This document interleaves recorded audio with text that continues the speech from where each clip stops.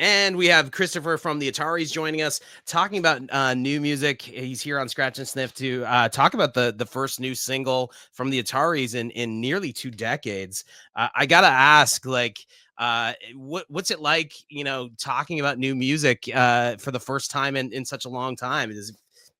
Super exciting. Like for me, this single is really special because it was a tribute to my father. And, the song, I feel it's really strong. And I think it's had a great response so far. I'm really, really, really excited for people to hear this new record once it's finished, almost done. And yeah, looking forward to it. But it's been really amazing.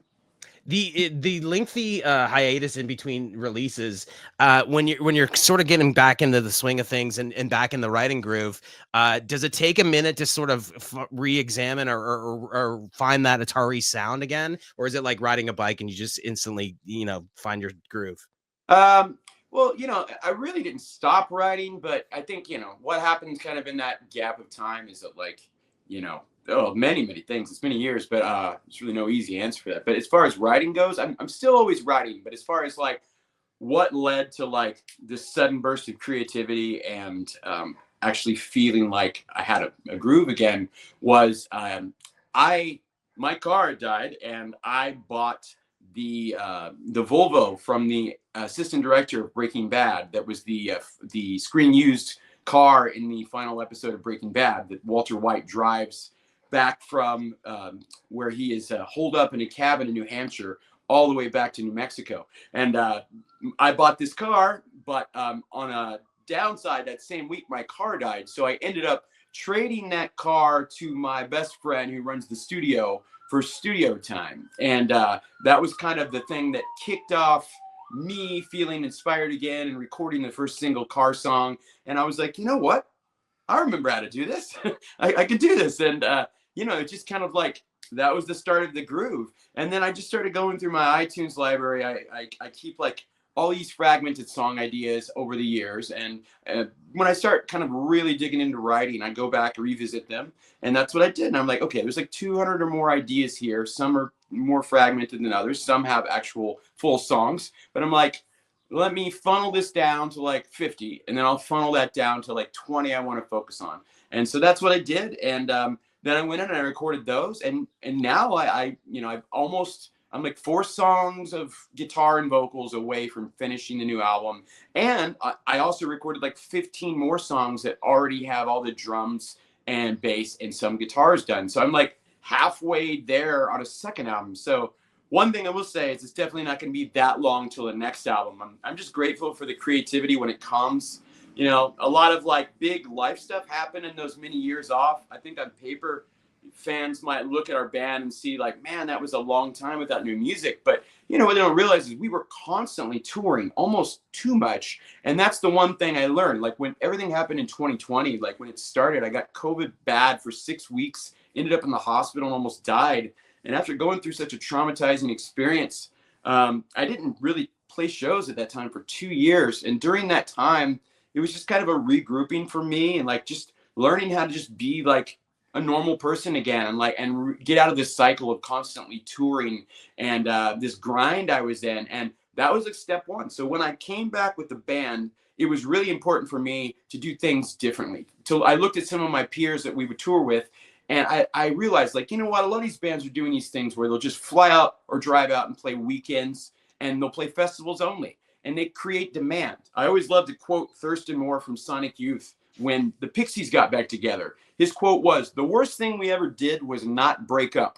And I think it's brilliant because if you think about it, the Pixies came back. They were playing like giant amphitheaters. Sonic Youth, who are one of my favorite bands, we're still playing like the Palladium, which is a great venue and a big venue. But I mean, that sort of going away from the public and making people fight for something and look for it creates demand. And so when we did come back, it was, for me, important to really pick and choose what we did and rebrand and kind of start from the ground up with that. So the first thing we did, I announced that I reached out to the live lineup from my So Long Astoria record. With the Ataris, I record all the records myself and write everything and kind of write the drums and show them to the drummer, and then everything else is me. But with the live band that everyone knows as the face from our biggest album, the one with Boys of Summer on it and In This Diary.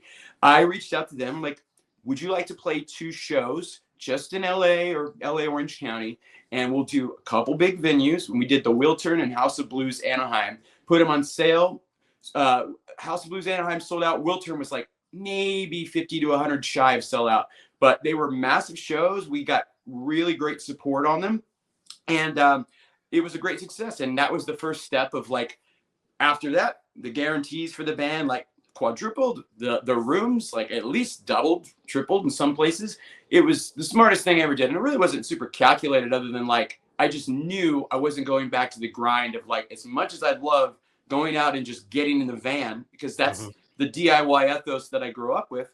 It still was like, I'm 48 years old. I want time to just be a normal human and be able to focus on writing, recording, and stuff outside of the grind of touring. And it's been the smartest thing I've done. And I'm grateful. And now the shows are fun. We can go out. I mean, they were always fun, but now we can go out, play 3 shows over a weekend, come home, be normal dudes, and then go back out and do it again. And so, yeah, that's the long answer. Fans can't really miss you if you never go away, right? Exactly. That's it. You know, you got to make them feel like they miss you. And if not, if it's a thing where like, I can see that band any day of the week. That's the thing. Like, I find myself doing that too. If you live in like Los Angeles or New York, you got this kind of jaded mentality, and you can't help it because there's great music every night of the week. Or in Austin, or in, you know, those cities have such a thriving musical scene that you can see a young artist just starting up at some bar, or you can go out to, you know, the Forum, the Palladium, the you know, Williamsburg Music Hall, any of these places, and see great music. And it's a question of, don't let yourself fall prey to that, because, you know, always be a fan, always be searching for music, but also, you know, as a band, you have a duty to like make people want it and make people like be like excited when it happens. And I think we're doing really good at that right now, you know. And the new music, and today the new video launches. That's going to be great, and there's a real big surprise in it. It's really cool. I'll talk about that later. But yeah, it's been really awesome. Let's talk about the single. Car Song is an extremely personal song to you. It's dedicated to your father, who's since passed away.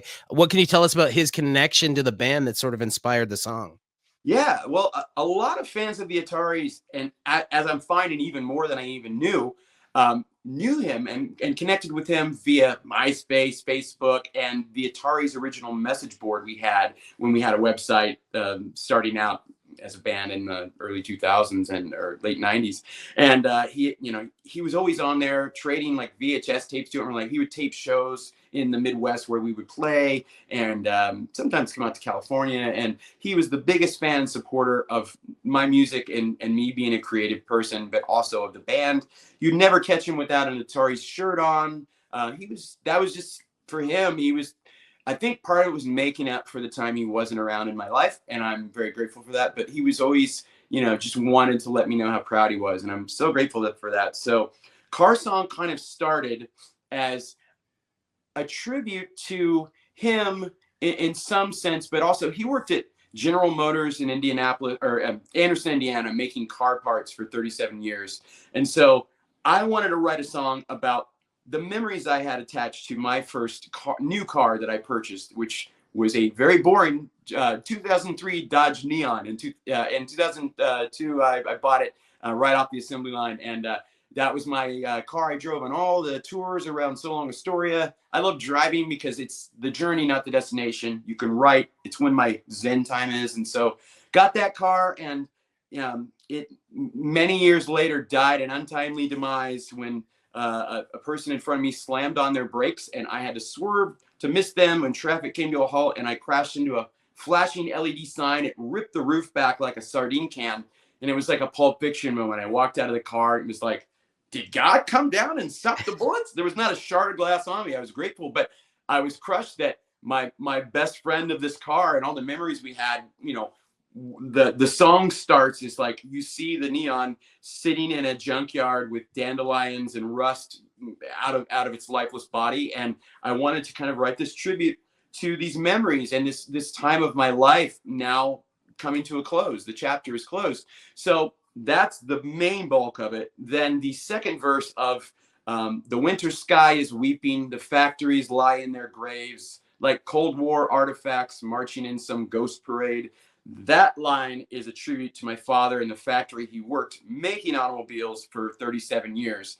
And it's also a tribute to my town I grew up in, and every small town USA that looks like kind of an Eastern European Cold War, everything boarded up, factories closed. You know, the typical Allentown Billy Joel thing or Bruce Springsteen thing. And I love those singer-songwriters, and I really wanted to, I feel a lot of that really shines through in the lyrics of this album. But I think, which very much started in the So Long Astoria album. And I think, you know, once I realized that's kind of who I am as a songwriter, I kind of really just went with that. And that's just what I feel when I write is try to make the most vivid descriptive narrative I can.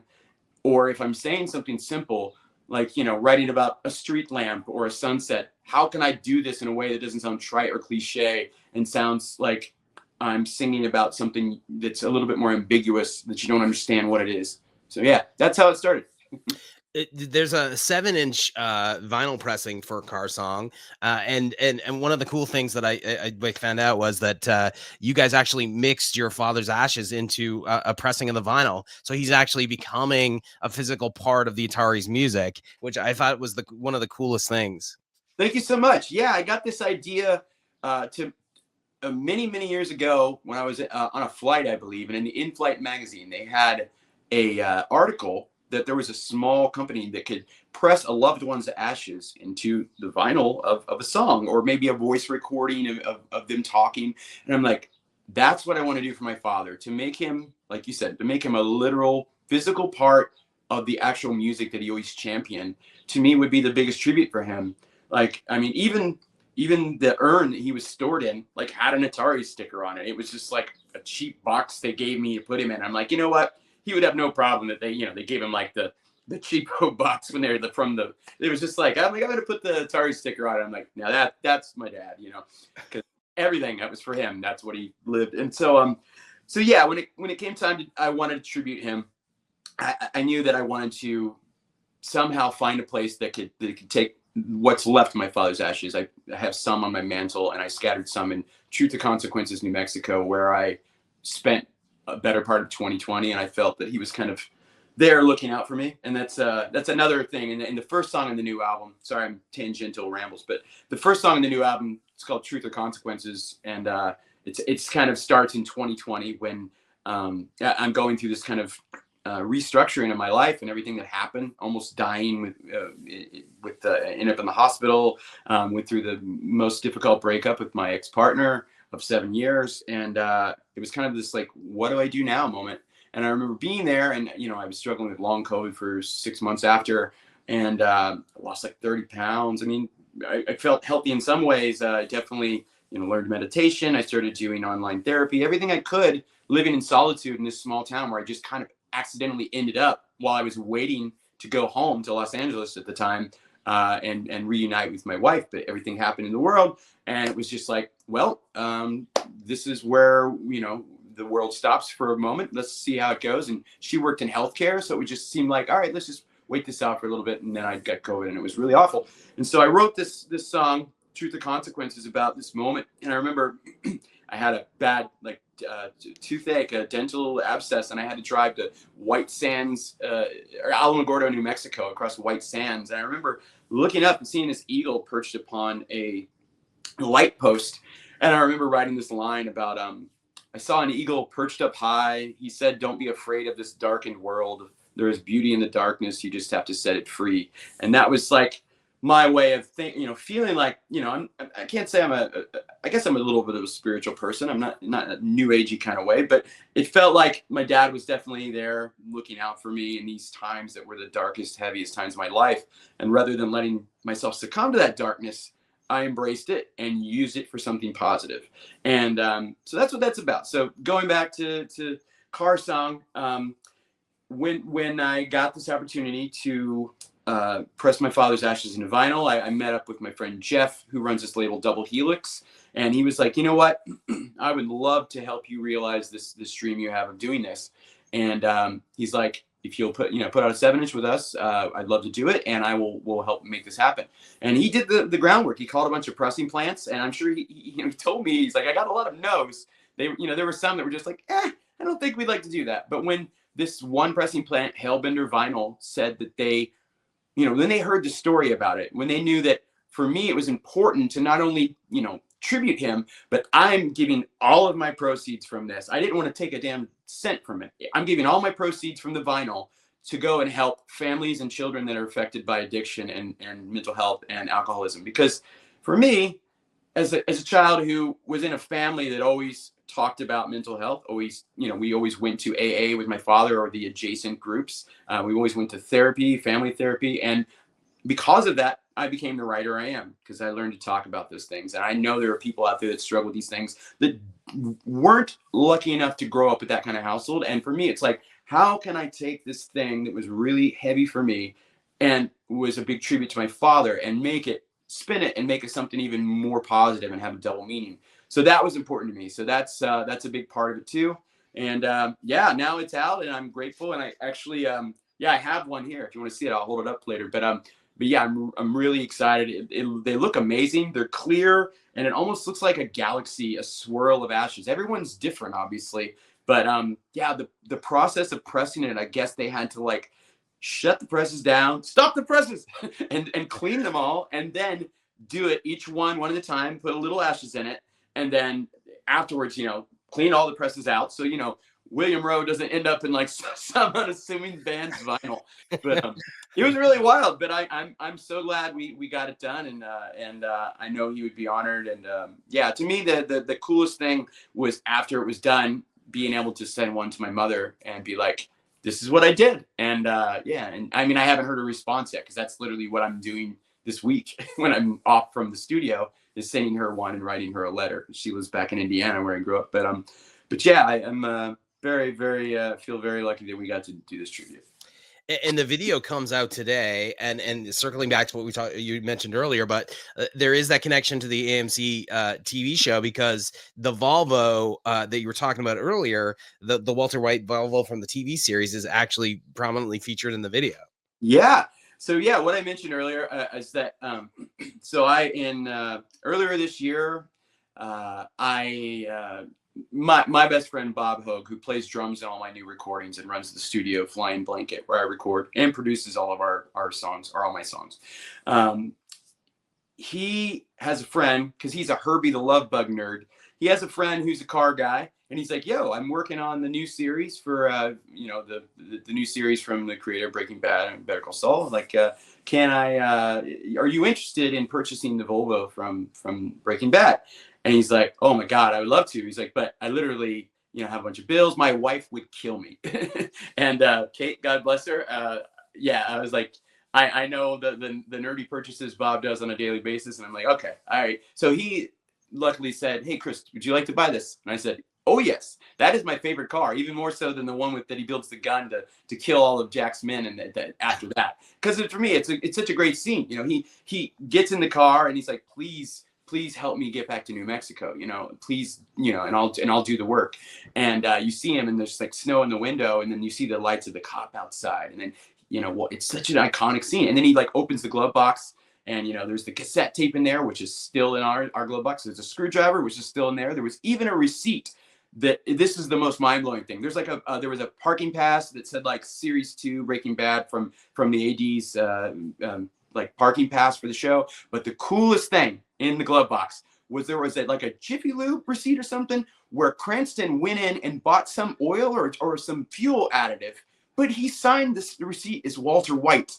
So that's cool. Many people have Cranston autographs, but this is signed as the character, and the visor is signed to the AD is Bryan Cranston. The other visor is that says, yeah, bitch. And it's signed, signed by Pinkman and man, so those cool things. But so we basically recreated that scene where he gets in, I get in, I open the glove box, I pull out the cassette tape, the screwdriver, I act like I'm trying to, jimmy the or hotwire the car or whatever. And then I realize some people keep their keys in the visor, and I take the screwdriver and the key falls in my lap, same keychain, and I start the car, and then the video starts and we're off. And it's basically this buddy road trip adventure where I steal the Volvo from an Airbnb that is Walter White and family run an Airbnb in the video. I don't know who they are because I'm in their universe. I just see this photo of this family and it's Walter White and his wife, and it says like, welcome to our Airbnb, but whatever you do, don't go in the garage. Just don't do it. And I'm like, as a young, rock and roll guy, I'm like, I'm going to go in the garage. And I see do not enter. And I'm just like, and I rip the sign off and I go in the garage and I take the car on a joyride. And it's a really fun video. And it ends, there's one big surprise in the middle that I don't know when all this will air. So it'll air after, so I can tell you. So so as I mentioned, I record all the albums myself with my drummer, but the So Long Astoria live lineup that was the face of that most people recognize in our heyday of that album. Those guys, still my friends, and we've been buddies for a long time. So I thought it was important. I'm like, you know what? I would love to have you guys be in this. Is the fun surprise. It's like I text you and I say, hey, you'll never guess what I found. And then about 45 seconds in the video, I show up. And here's our old tour van and our live bass player and guitar player and drummer from So Long Astoria. And they all pile into the car and we go on this road trip together. So that's the fun surprise. And I think today I can't wait to see people's response when they're like, oh my God, it's those guys. And, because they're my friends. And I just really wanted to show that, like, hey, after all these years, even though like people might see like, I've had a bunch of live band. It's like, yeah, so what though? The Ataris was always my thing and I'm cool with that. And they're cool with that. But I still play music with them, and I still have another drummer and another guitar player that plays with us sometimes too. It makes sense because sometimes everybody has families, and sometimes maybe one guy can't do it. It's like, okay, cool. It's a very communal thing of like, hey, I'm friends with everybody I ever played music with. Not a one, I'm not. And it was really great to reunite like that. And then the last thing, I will end this tangent. So it ends up, I get pulled over by a cop who is played by Bob Hogue, who produces the new single Car Song and plays drums on it. And he pulls me over and he's like, step out of the car, and takes me back and he tells me to open the trunk, and we find a pound of blue meth in the trunk. And I'm just like, oh my God, I messed up and I hijacked the wrong car. And he's like, obviously you're under arrest. And he handcuffs me. And while I'm being pulled over, being handcuffed, Walter White comes and totally repos the vehicle right out from under us and drives off while the cops got me in handcuffs. So fun That's video. such a cool, like, full circle moment, like how everything ties together. So I urge everybody to check that out. It'll be out by the time this airs. So Cool. Awesome. I wanted to talk about Boys of Summer because I feel like that has just become this sort of like monster song and taken on a life of its own. I'm just wondering, like, when did you actually realize, or did you have a moment where you realized that the Atari's version had gone from something sort of fun that you recorded in the studio to this, like, song that had transcended into mainstream pop culture? Well, for me, like, being the very neurodivergent human I am, everything has to have a meaning. So the reason I cover that song is actually quite a deep meaning. The reason I chose to cover Boys of Summer was my parents, when they split up and when I was 5 years old, prior to that, we would go down to Florida every summer to visit my dad's mom and dad. And wasn't really close to them, but I would see them every summer, and it was like something I was used to doing. So when my parents split up, my mom and I, we lived in various Section 8 housing. We were poor. We lived in shelters. We didn't have much at all. So at some point, she reached out to my grandmother in Florida, and she's like, it would really be great if Chris could still have some sort of normalcy of like coming down there for the summer for a couple of weeks and doing the theme parks with you guys. And she was like, no problem. So pre 9/11, my mom saw me to the gate at the airport, put me on the plane, and then I, unaccompanied minor, traveled to Florida. And, basically set me up for a life of a full-time nomad at 5 years old or whatever. And they saw me off the plane. But when I got there, it was this tropical storm-ridden summer. I got stuck in their little trailer in their trailer park and didn't get to do anything except be stuck inside. So I was missing my mom and dad. It was nostalgic and weird. I remember feeling, and my grandmother being a really cool woman she was, she picked up on that. And she's like, you know what? I'll take you out to the local department store and you can pick out one record to listen to while you're cooped up inside here. They had this big wooden turntable, like piece of furniture turntable that like every grandmother had in her house. And I remember taping Boys of Summer off the radio, off of the like Rick Dees or Casey Kasem Top 40 with my little jam box. And I would do that because I was always a music fan. And that was one of those songs that just struck me, the melancholy of it and the like, just everything about it. I loved it. And I picked up it, just how much of a great song it was, even at that age. And so I bought that album, Building the Perfect Beast. And I remember listening to it nonstop when I was there. So when she passed away in 2002, when I was writing Song Astoria, I had been wanting to cover Don't Dream It's Over by Crowded House, but that became a big single for, I think it was it Sixpence None the Richer, or it was another band. I think they were on Lilith Fair that year. That covered that song. So I was like, this is kind of a contemporary cover right now. I can't do it. And I'm like, you know what? As much as I love that song, I think I want to cover Boys of Summer in tribute to Thelma, my grandmother. And so I just did a demo of it, I think, and I realized like, oh yeah, this song, this will be a great cover. I don't want to change anything about it.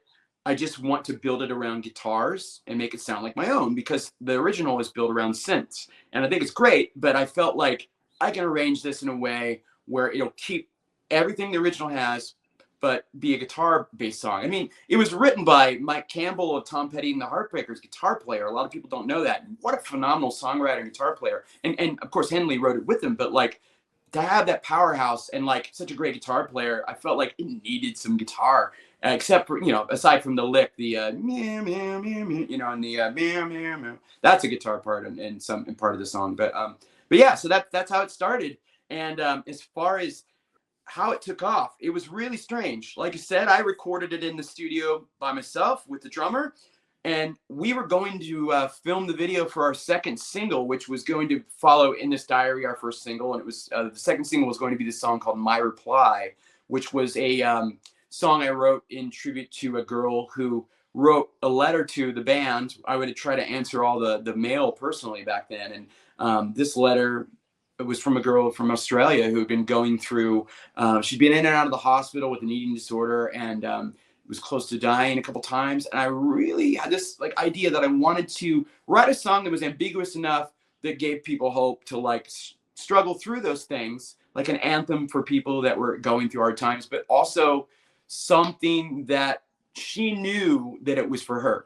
And I didn't know this person, so I'm like, how do I do that? Okay, I remember there was a child's book. I think it was called Griffin and Sabine, and then there was the Anais Nin letters, the back and forth letters. That book with oh my God, my brain is having with the writer of oh my God, my fucking brain. Sorry, pardon me. Anyway, give me a second. But there were a few books where there was this back and forth of writers that are answering each other in letter. And I'm like, I'm going to do that in a song. And that was like, you know, answering verbatim her line. So anyway, this was a song we were going to film the video for, My Reply. So we were backstage in Los Angeles playing the big radio festival for K-Rock, the K-Rock Weenie Roast. And I remember our A&R guy came back and he's like, congratulations, Boys of Summer just became your new single. And I remember going, wait, can they do that? Like, as in my young naivete, I was like, what? I was kind of like pissed at the time, because I was like, that was the first time I remember being the very like young DIY person of really steering the ship with the vision of the band. The first time it kind of like was out of my control, and I realized like, okay, this thing is bigger than me now, and I need to try to relinquish some of that. But it was a good lesson, because it was like, you know what? I'm proud of the cover we did, and I'm grateful. So I'm like, fuck it, cool, amazing. Like, I'm glad that this became the second single. But also, they wanted us to play it that day. And I'm like, the band don't know it. I mean, me and the drummer kind of know it, but we haven't played it since we recorded it. So I literally had to, in about 20 minutes time, hack through it and teach it to the band backstage. And that part kind of made me pissed, because I was like, I don't want to sound bad in front of this audience. If they would have like told me ahead of time, that's how life happens. So I taught it to them as best I could. We went on stage, we did it, and then that was that. But it became this thing that was like great, much greater than the band. And I'm so grateful that it happened. And the fact that it's still played daily on radio across the world is amazing to me. And it brought a lot of people to discover the songs I've written. And it's something that I feel has been a great gateway for a whole other world of people that didn't already know our band from all of our records prior. And, you know, what more can you ask for? I mean, there are some covers, if you look at them, that just transcend, to become become the band their own thing. If you know, obviously, like there's so many great ones, but like I can name hundreds. But I'm grateful to be one of those covers that I feel we did it justice. And I have enough people tell me like, man, I love your version. I think it's great. And I'm like, that's amazing. And then I did my job. And for me to tribute my grandmother in that way was what it was all about and how it started.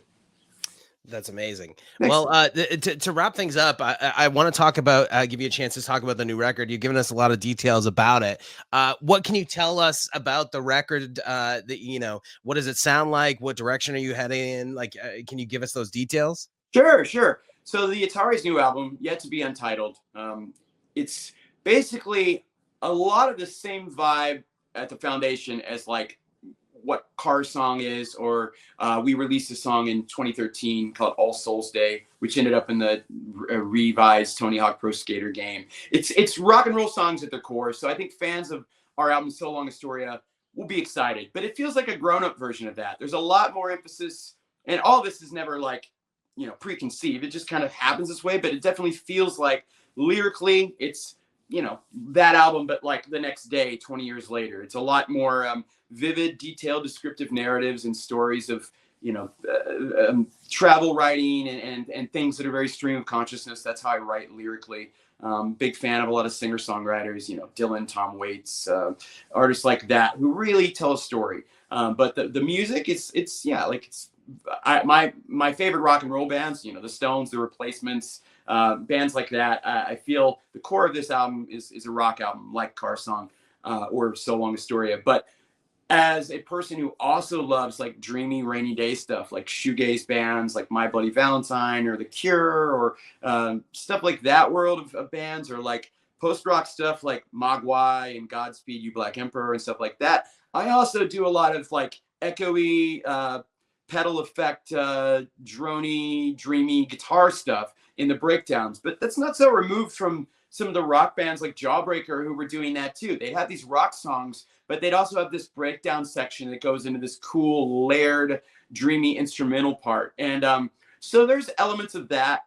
I'd say, you know, the way I've got the album sequenced right now, like the first 6 or 7 songs feel kind of like the vibe of Car Song, but I like for an album to have depth and dimensions and have different layers. And I feel it's important. So an album, even though people listen in like a single format nowadays, I love albums like, I don't know, the Jane's Addiction album, Ritual, Delo, Habitual. Side 1 was the rock side. Side B started with 3 Days, which is like our generation's Stairway to Heaven. It's a 13-minute opus. And this album ends with the song that's like a 7-minute song that is not far removed kind of from, I don't know, maybe the song that ends So Long Astoria called 8 of 9, which is doesn't have a chorus, and it's a little bit more kind of atypical. It's not a really standard song, but I feel for me, I always love to have a good, interesting closer on the record. And so album starts out as a rock album, and there's a few songs towards the back end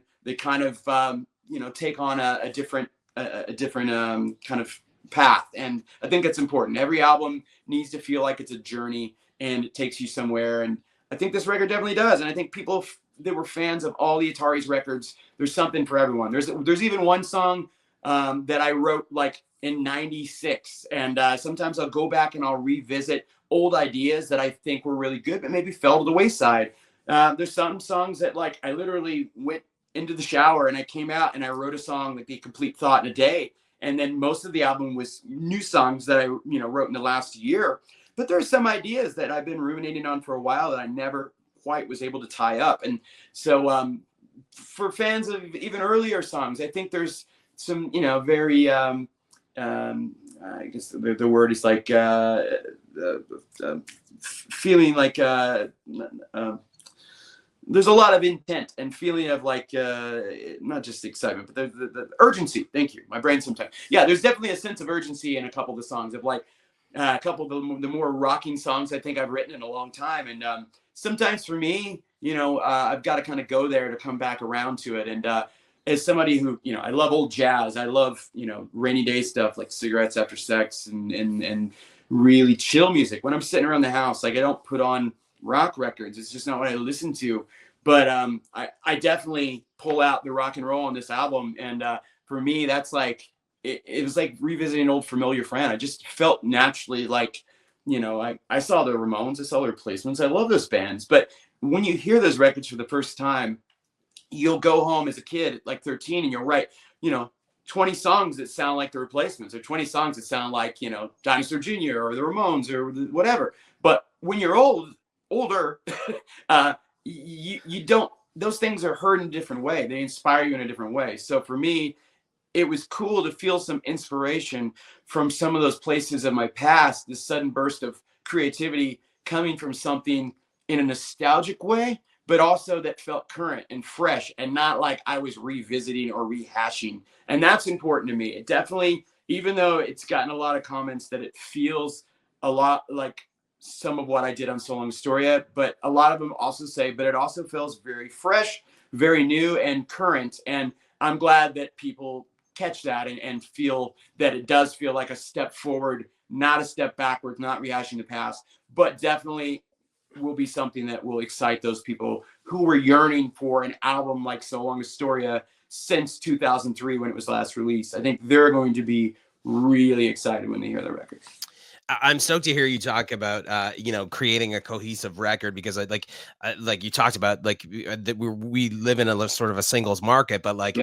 when, artists previously were creating a record, they were afforded those artistic chances to like, hey, let me take a chance on this song and do a 13-minute song. Like, because, yeah. And now I think we live in this sort of, instant gratification world where it's like, if it's not a 30-second TikTok soundbite, they're saying that it doesn't have artistic merit, and that's just not the case. 100%. I do subscribe to the whole "don't bore us, get to the chorus," and there's a lot of that. Don't get me wrong. Like I said, the first 6 or 7 songs they deliver. I know the assignment, and for me, that's what I was feeling, and that's what I wrote. Songs like "Car Song" were what I wanted to do, and just what came out naturally.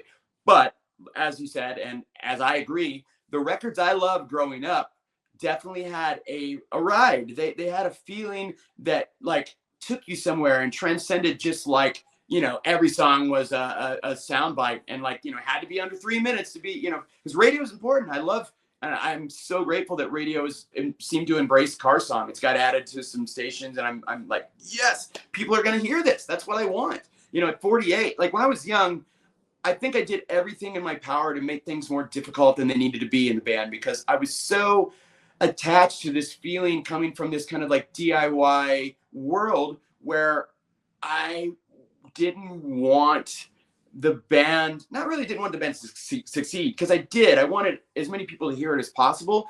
But I think I felt like that equated to like rock star, and I never wanted that. I always say I wanted to be a musician, never wanted to be a rock star. I always wanted to be the most humble, down-to-earth band that was approachable and attainable, because for me that was important for those bands like Fugazi, who like you could go back behind the club after the show and they would talk to you and you felt like they were part of you. It was very communal and familial. They were not up on a stage, they were on the level with you, and that's what I love.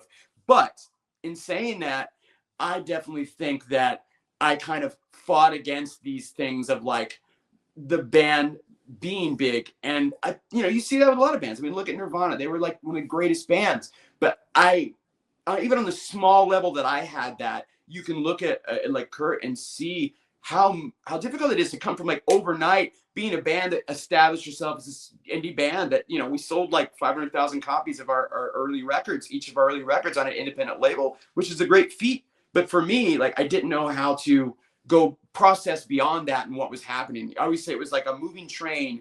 When So Long Astoria, got into like the top 20 and became big overnight, I was like, I guess I just have to kind of go with the ride. But this time at 48, I am prepared for that. And like, I am grateful for that, because I'm content and I'm in a place in my life where, I'm just really happy with where I am. And I feel like, doing, waking up at 6 a.m. and be like, I'm excited to do some interviews. I'm excited for all these things that are happening. And back then I'd be like, do I have to do this? It's like, dude, be grateful. Like, I grew up working fast food jobs, and my last job I ever had, I worked in an adult bookshop in Santa Barbara. Like, it was a fun, easy job, but I mean, come on, at the end of the day, playing music, doing what I love. I am so grateful for that, and I feel so blessed that I'm able to go out, play songs, and in some small way bring a little bit of positivity to this world and to someone's day, like so many bands did for me. Like, to me, the greatest gift, and I'll never take that for granted. But in this time around, I'm definitely excited for the journey and for what's to come. And like, I want this song to be the biggest song can be and reach as many people as it can. And same for the record, and I hope it is. And so grateful to have a great team of people helping, everybody at Regime that's managing us now and working for us. Like, the greatest group of people. What they've done for Sublime is just really blow my mind. And you know, I'm happy to have that team, and the label that put this out, Double Helix, same thing. Great team of people. To work with a great best friend and producer, you know, Bob has been amazing. So it's I feel everything's aligned. You know, now it's just like, I hope that people get to hear it, and it reaches as many people as possible. So yeah, I definitely think this is a great song, and it's going to reach a lot of people. thank So you. I appreciate you joining us today, Oh my and we'll definitely connect again when the record comes out. I'm excited to hear it. I love your passion for it. So Thank you very much. It was a pleasure hanging out and talking today. And yeah, thanks again. And hope they can cut this up into something something exciting and probably a little less rambling and tangential like I speak. awesome. Well, thanks again for joining us today, man. Thanks so much. Have a great day. Take care. See you. Yeah, bye. Bye bye.